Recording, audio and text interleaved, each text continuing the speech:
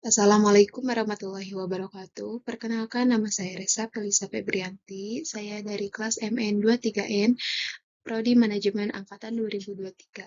Nah, di sini saya akan menjelaskan salah satu tugas mata kuliah akuntansi manajemen pada sesi pertama.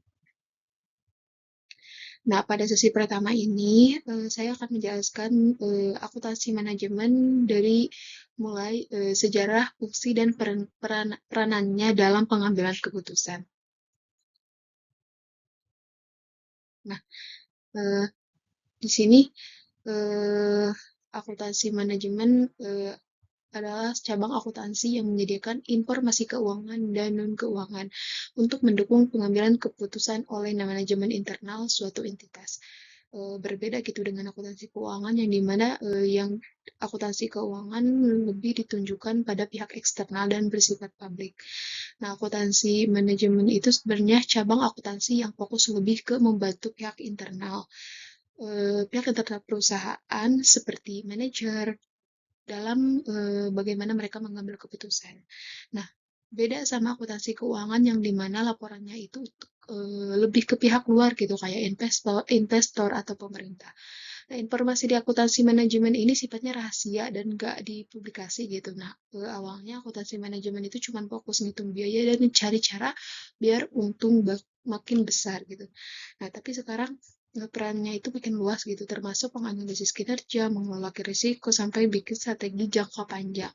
Nah, jadi intinya akuntansi manajemen ini membantu perusahaan membuat dan mengatur anggaran seperti kontrol biaya dan memastikan operasional lebih efisien. Nah, jadi perannya itu penting banget gitu buat bikin keputusan yang tepat biar perusahaan bisa terus berkembang.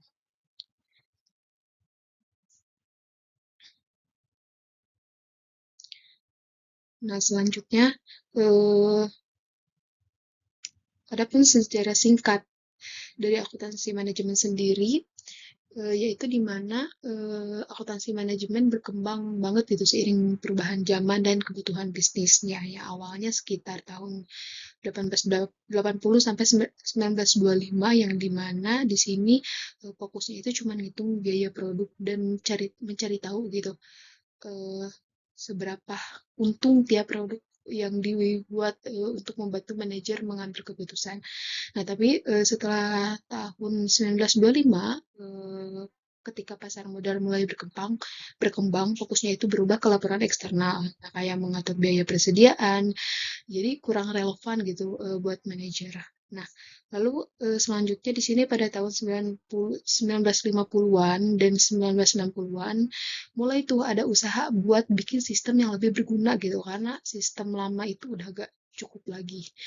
Nah, pas masuk tahun 1980-an dan 1990-an yang dimana sistem tradisional yang dianggap ketinggalan zaman, jadi banyak inovasi baru yang lebih sesuai gitu sama kebutuhan bisnis saat itu. Nah, jadi sekarang akuntansi manajemen itu lebih fokus ke menciptakan nilai tambah gitu.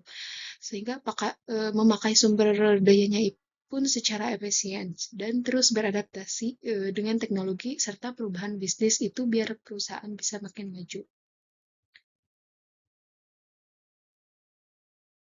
Nah, di sini ada pun perbedaan dari akuntansi keuangan dan akuntansi manajemen yang di mana walaupun sebenarnya ini tuh saling berhubungan, tapi mereka tuh punya fungsi yang berbeda gitu dan sama-sama mengelola data keuangan, tapi hasilnya itu dipakai untuk tujuan yang nggak sama gitu.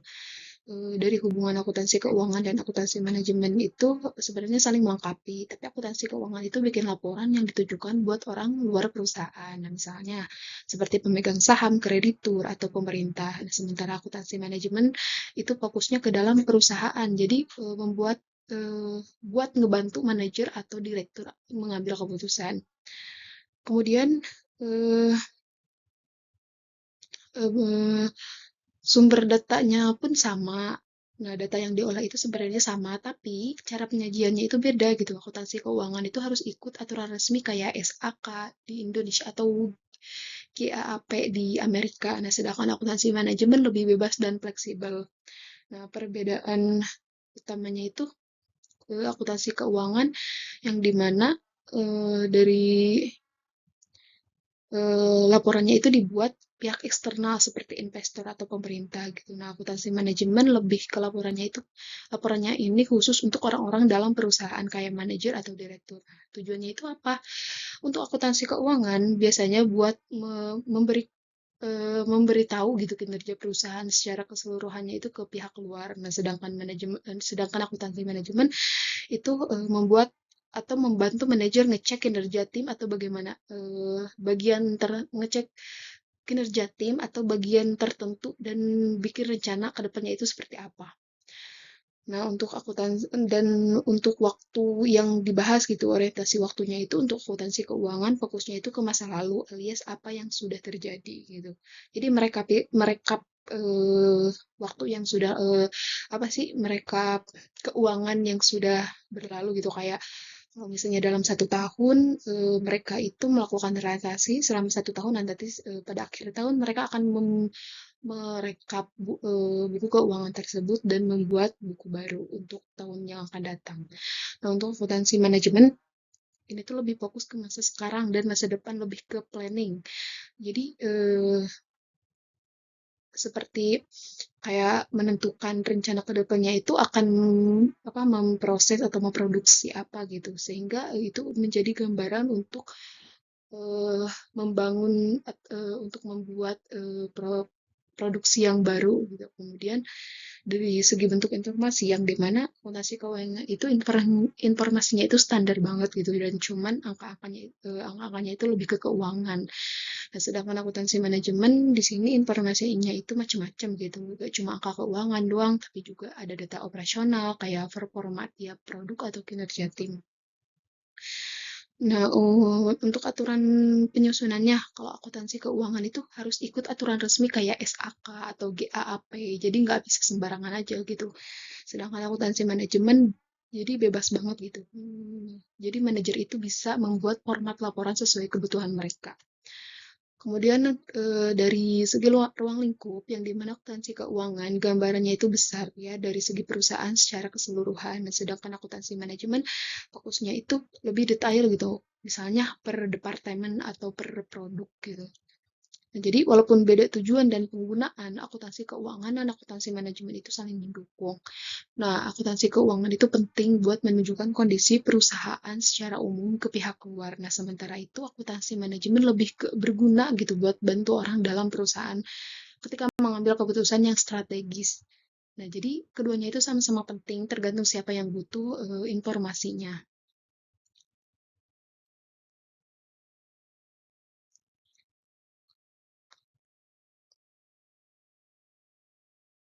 Nah, di sini terdapat sistem informasi akuntansi manajemen yang dimana apa sih sistem informasi akuntansi manajemen ini?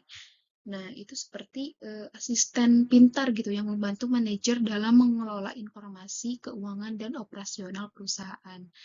Nah, contohnya misalkan kita itu punya banyak catatan tentang beberapa banyak uang yang masuk dan keluar gitu dari biaya produksi, kemudian pengeluaran untuk pemasaran dan lain-lainnya. Sistem ini tuh membantu mengelola semua data tersebut supaya mudah dipahami dan digunakan untuk mengambil keputusan yang tepat gitu. Nah, proses kerja sistem ini salah satunya dari masukan yang dimana ini tuh adalah semua data yang masuk ke dalam sistem. Misalnya, setiap kali ada transaksi penjualan atau pembelian barang, semua informasi itu dicatat. Nah, ini tuh bisa berupa angka-angka penjualan, biaya bahan baku, atau bahkan gaji karyawan. Nah, yang intinya semua itu kejadian ekonomi yang terjadi di perusahaan.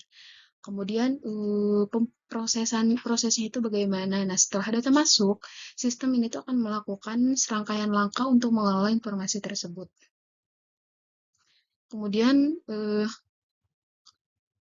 dari pengumpulan atau keluaran gitu yang dimana pengumpulan semua data itu dari berbagai sumber, misalnya laporan penjualan harian, catatan pengeluaran, dan lain-lain itu akan disatukan dan direkap kembali. Kemudian untuk pengukuran yang dimana menentukan eh, nilai dari data tersebut, misalnya menghitung total biaya produksi atau total pendapatan dari penjualan. Dan untuk penyimpanan untuk penyimpanan tersendiri, datanya itu disimpan dengan rapi agar mudah diakses nantinya, dan data ini tuh bisa disimpan dalam database atau spreadsheet ya.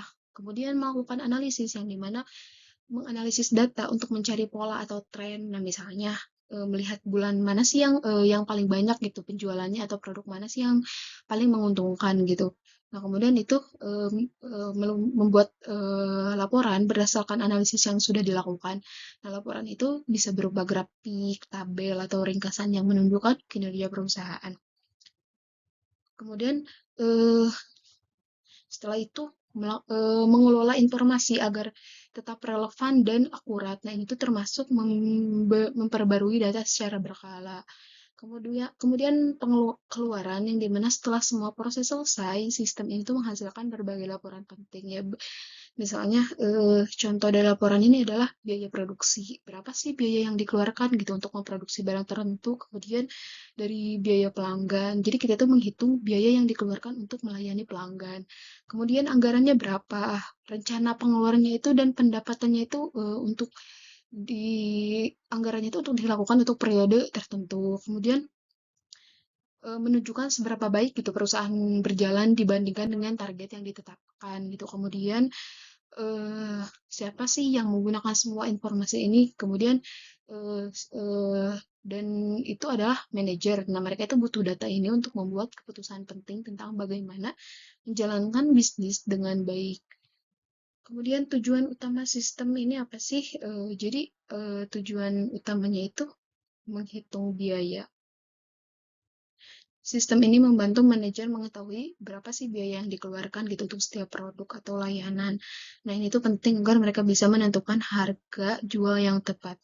Kemudian melakukan perencanaan dan pengendalian, yang dimana dengan informasi yang akurat, manajer bisa merencanakan langkah-langkah strategis untuk masa depan dan mengendalikan pengeluaran agar tidak melebihi anggaran gitu.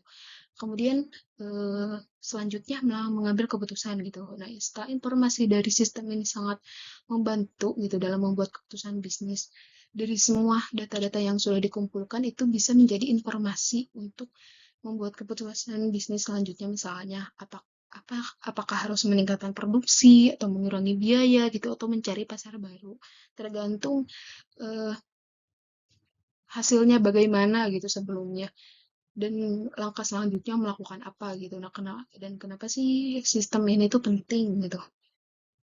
Sistem informasi akuntansi manajemen ini sangat penting karena memberikan gambaran jelas tentang kondisi keuangan perusahaan.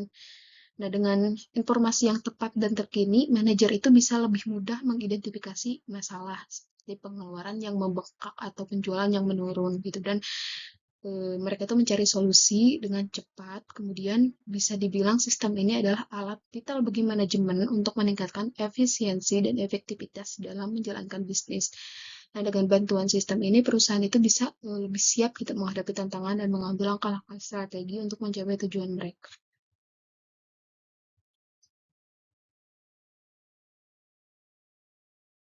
Selanjutnya, eh, di ini peran akuntansi manajemen itu apa sih gitu? Akuntansi manajemen ini memiliki peran penting dalam organisasi, terutama dalam mendukung pengambilan keputusan dan pencapaian tujuan perusahaan. Nah, di sini salah satunya yaitu dukungan terhadap manajer, yang dimana akuntansi manajemen itu seperti partner in crime bagi manajer. Nah, mereka itu menyediakan informasi penting yang dibutuhkan untuk membuat keputusan seperti data biaya, pendapatan, atau laporan kinerja. Nah, selain itu, mereka juga membantu manajer mengontrol operasional perusahaan dalam memotivasi tim agar semua orang bekerja menuju tujuan yang sama. Kemudian peran sebagai controller. Selain jadi pendukung, akuntan manajemen juga berperan sebagai controller alias pengawas utama gitu dalam departemen akuntansi. Nah, mereka memastikan semua data keuangan akurat dan sesuai aturan. Karena perannya itu yang strategis. Jadi controller sering dilibatkan dalam perencanaan, pengendalian, hingga pengambilan keputusan besar di level manajer puncak.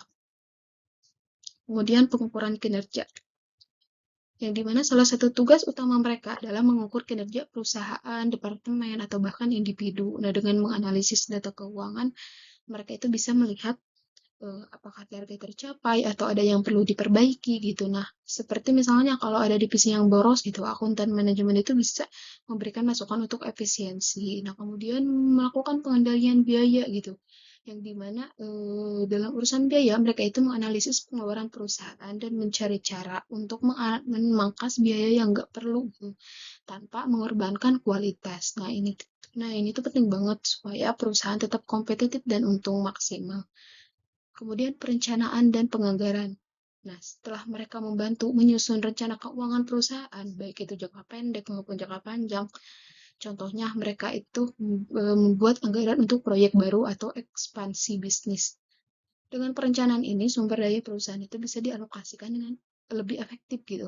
Kemudian mereka menerapkan good corporate governance, yang dimana akuntansi manajemen juga berperan besar dalam menjaga transparansi dan akuntabilitas laporan keuangan perusahaan. Dan mereka memastikan semua laporan sesuai standar dan membantu membangun kepercayaan publik terhadap perusahaan. Nah, jadi akuntansi manajemen itu adalah eh, yang mendukung operasional perusahaan supaya berjalan dengan lancar. Nah, mereka nggak cuma ngurus angka-angka juga, tapi membantu manajer dalam mengambil keputusan strategi yang berdampak besar pada masa depan perusahaan. Selanjutnya, tujuan dan fungsi akuntansi manajemen itu seperti apa sih? Nah, di sini pada dasarnya alat bantu untuk manajemen perusahaan itu supaya bisa mengambil keputusan yang tepat itu yaitu khususnya yang berhubungan dengan keuangan. Jadi akuntansi manajemen ini nggak cuma soal angka-angka doang, tapi juga soal bagaimana sih angka itu diolah jadi informasi yang berguna. Nah, biar lebih jelas, di sini ada alat analisis untuk pengambilan keputusan yang dimana akuntansi manajemen membantu manajemen buat menganalisis data keuangan dan non keuangan. Nah, data ini tuh bisa berupa angka-angka dalam segi kuantitatif atau informasi lain eh, dalam segi kualitatif yang relevan sama situasi perusahaan. Contohnya, kalau perusahaan mau nentuin harga produk baru, mereka itu butuh analisis biaya produksi, biaya pemasaran, hingga potensi keuntungan. Nah, dengan data yang lengkap dan teranalisis, keputusan yang diambil bisa lebih tepat dan nggak asal-asalan gitu. Kemudian, sumber data dan informasinya itu eh, valid gitu dan akurat ketika disimpan di sini. Nah, informasi ini penting banget buat bikin rencana anggaran atau strategi bisnis ke depannya. Nah, selain itu, akuntansi manajemen juga memastikan data ini bisa dipakai oleh pihak internal gitu, seperti manajer, maupun pihak eksternal seperti investor atau mitra bisnis sesuai kebutuhan mereka. Nah, kemudian mendukung pertanggungjawaban manajerial, yang dimana setiap departemen di perusahaan itu punya tanggung jawab masing-masing. Nah, untuk akuntansi manajemen membantu setiap departemen ini dengan menyediakan informasi yang mereka butuhkan gitu buat menjalankan tugasnya. Misalnya departemen produksi butuh data biaya bahan baku atau biaya operasional. Dan sementara departemen pemasaran butuh data anggaran promosi gitu dengan informasi yang jelas. Semua departemen bisa bekerja sama dengan baik tanpa tumpang tindih. Nah, selanjutnya koordinasi kegiatan perusahaan yang dimana di dalam perusahaan banyak banget aktivitas yang berjalan bersama gitu di berbagai departemen. Kalau nggak ada koordinasi yang baik, bisa-bisa aktivitasnya itu saling bentrok gitu atau malah nggak efisien. Di sini laporan akuntansi berperan penting buat memastikan semua aktivitas berjalan selaras gitu. Misalnya laporan keuangan bisa membantu memastikan bahwa anggaran yang dialokasikan setiap departemen sudah sesuai dengan rencana awal. Nah, kemudian sebagai arsip untuk audit.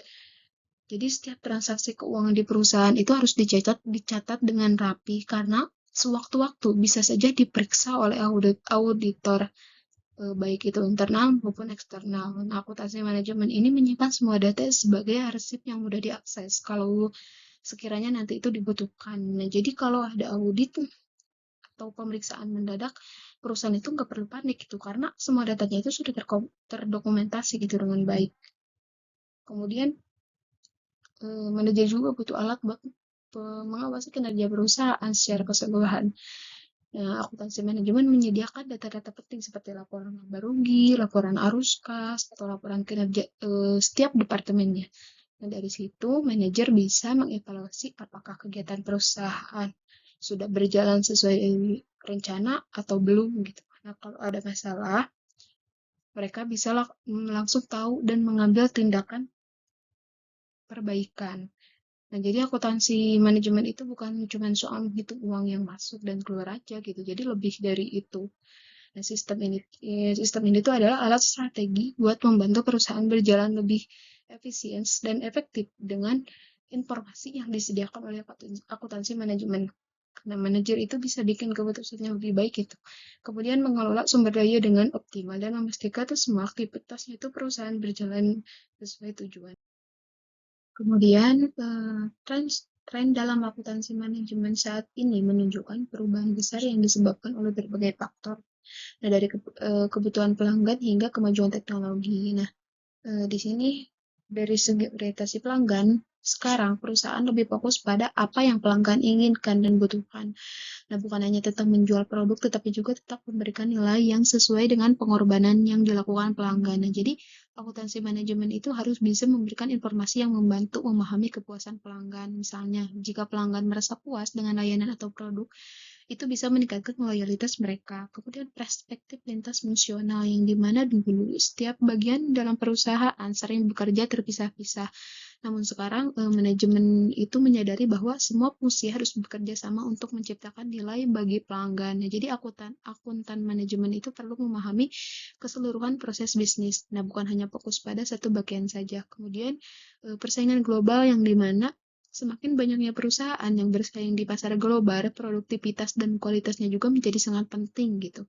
Kemudian perusahaan itu perlu informasi akurat dari akuntan manajemen agar bisa bersaing dengan baik dan memenuhi standar internasional.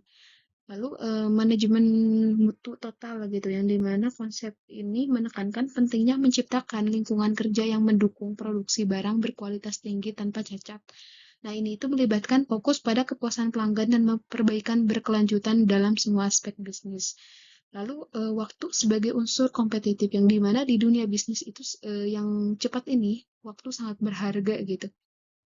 Jadi perusahaan perlu mempersingkat waktu produksi dan pengiriman untuk meningkatkan respon terhadap pelanggan.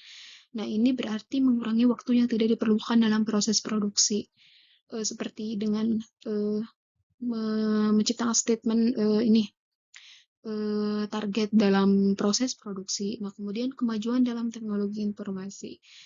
Teknologi informasi itu telah mengubah cara perusahaan mengelola data gitu dengan perangkat lunak dan sistem yang lebih canggih. Jadi akuntansi manajemen itu dapat mengumpulkan dan menganalisis data yang lebih cepat dan efisien. Nah, ini itu memungkinkan manajer untuk mengambil keputusan berdasarkan informasi real time. Kemudian kemajuan lingkungan manufaktur yang dimana seperti sistem just in time, yang dimana ini tuh membantu perusahaan memproduksi barang sesuai permintaan tanpa uh, menyimpan banyak persediaan. Nah, ini tuh mengurangi biaya dan meningkatkan fleksibilitas produksi.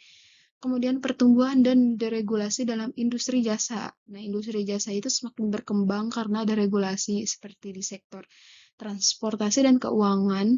Nah, hal ini tuh membantu perusahaan lebih sadar gitu akan pentingnya informasi akuntansi manajemen untuk perencanaan dan pengambilan keputusan. Selanjutnya, manajer berdasarkan aktivitas, yang dimana pendekatan ini berfokus pada aktivitas yang memberikan nilai tambah gitu bagi pelanggan dan laba perusahaan.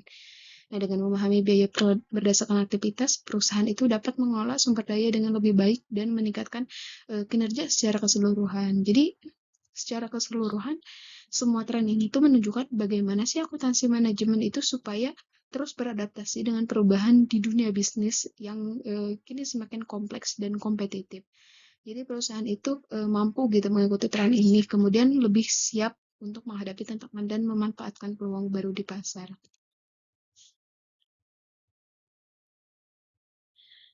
Lalu, akuntansi manajemen ini memiliki peran penting dalam membantu manajer meningkatkan kinerja ekonomi perusahaan dengan cara yang etis dan sah. Jadi mereka itu bertanggung jawab untuk menyajikan informasi yang jujur dan dapat diandalkan gitu kepada masyarakat dan pelanggan. Nah, tujuan utama akuntansi manajemen ini yang dimana bertugas untuk memberikan informasi yang dibutuhkan manajer agar bisa membuat keputusan yang tepat gitu. Nah, ini tuh termasuk menghitung biaya produksi dan jasanya. Nah, serta memberikan data yang relevan untuk perencanaan dan pengembalian. Kemudian informasi yang jujur, yang dimana akuntansi itu harus menyediakan data dengan jujur. Jadi ini tuh penting agar semua pihak, baik manajer maupun pelanggan, itu bisa mempercayai informasi yang diberikan. Kemudian, kejujuran itu dalam laporan keuangan dapat membantu menjaga reputasi perusahaan. Lalu,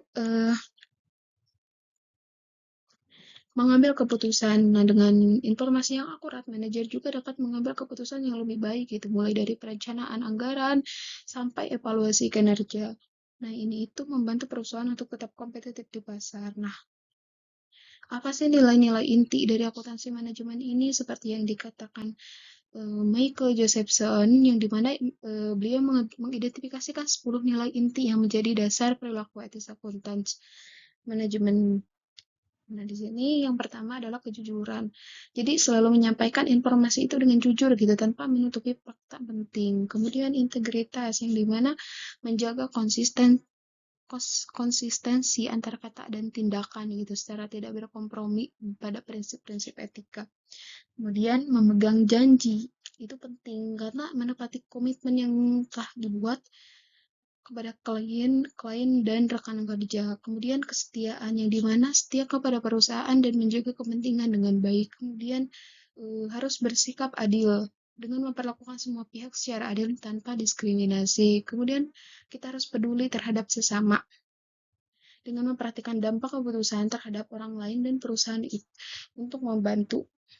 Kemudian memberikan penghargaan kepada orang lain dengan cara kita itu menghargai kontribusi dan pendapatan orang lain dalam proses dan pendapat orang lain dalam proses pengambilan keputusan.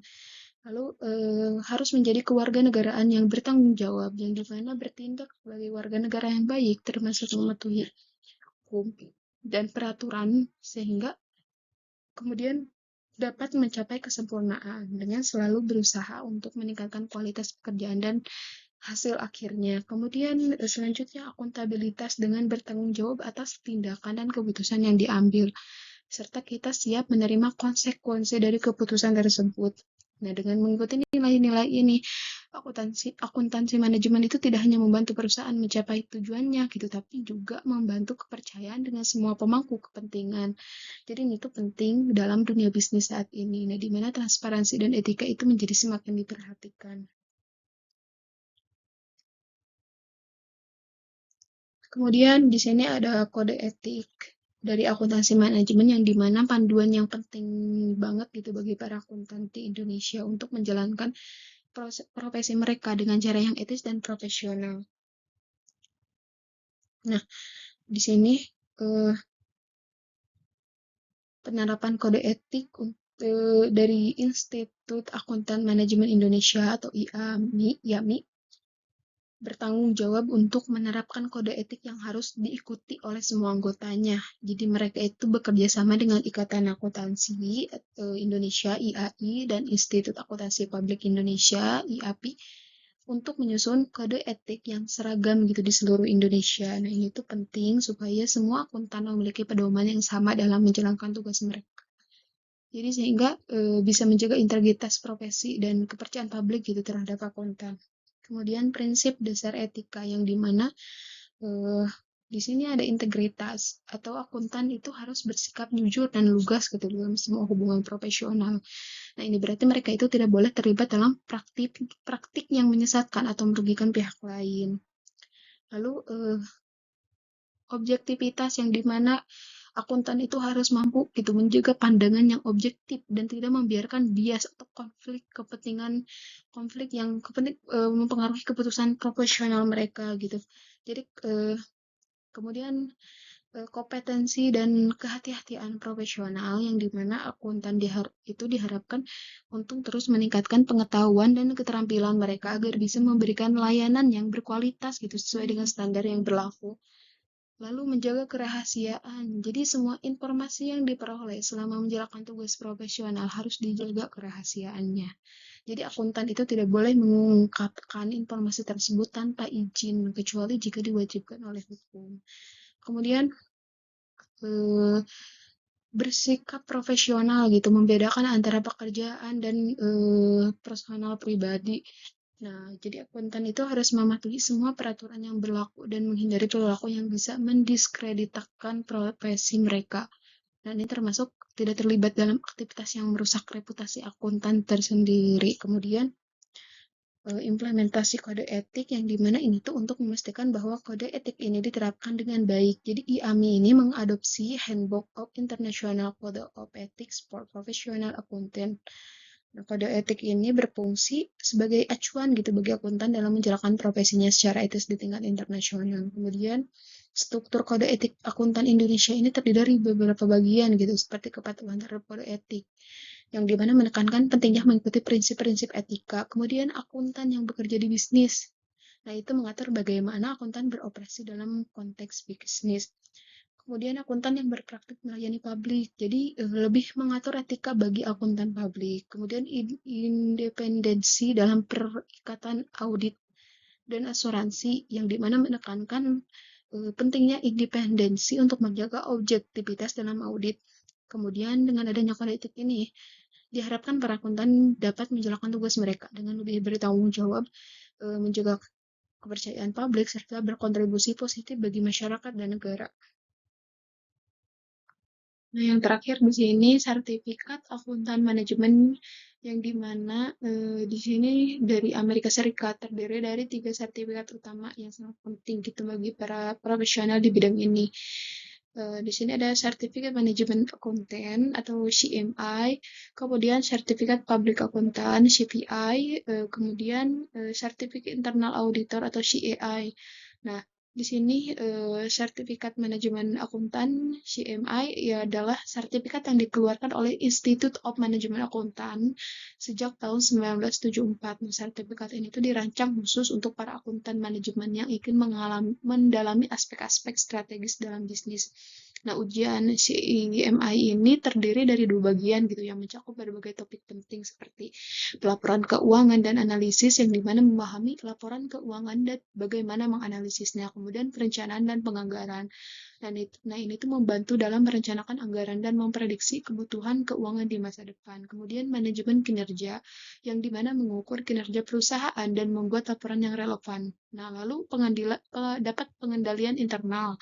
Jadi memastikan bahwa perusahaan itu memiliki kontrol yang tepat itu untuk menghindari kesalahan dan penipuan. Lalu teknologi dan analisis dengan menggunakan teknologi untuk menganalisis dari segi data keuangan. Nah, untuk di Indonesia sendiri, CMI ini juga diakui dan diselenggarakan oleh Ikatan Akuntan Manajemen Indonesia, yang dimana akuntan manajemen ini dengan sertifikasi CMI ini bisa bekerja di perusahaan untuk membantu mengambil keputusan strategis berdasarkan data keuangan.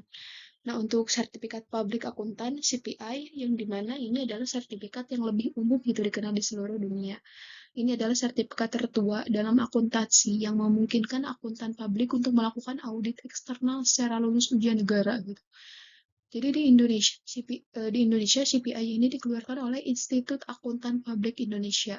Nah, meskipun CPI tidak fokus pada akuntan manajemen, banyak akuntan manajemen yang juga memiliki sertifikat ini karena merupakan kualifikasi minimal gitu untuk menjadi auditor eksternal. Nah, jadi jika kita mau gitu berkarir di bidang audit atau akuntan publik, itu dapat memiliki CPI malah sangat menguntungkan. Kemudian sertifikat internal auditor atau CAI yang dimana ini adalah sertifikat yang ditujukan bagi auditor internal.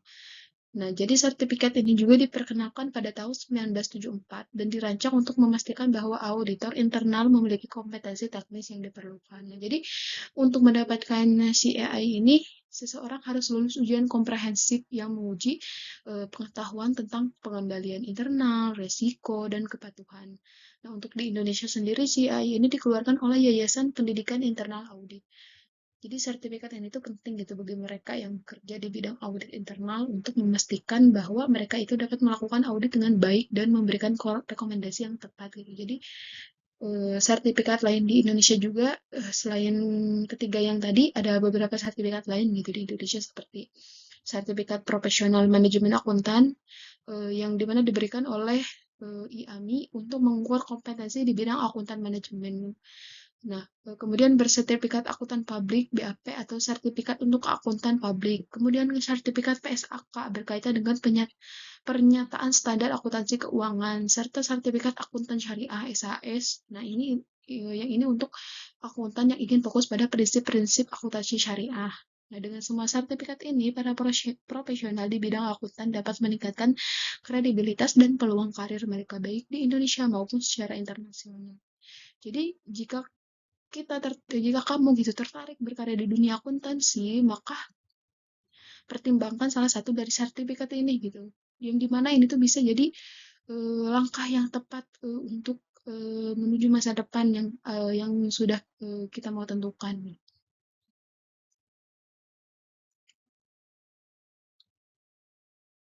Cukup sekian presentasi dari saya, semoga bermanfaat dan dapat dilihat banyak orang. Semoga ilmunya berkembang. Terima kasih. Wassalamualaikum warahmatullahi wabarakatuh.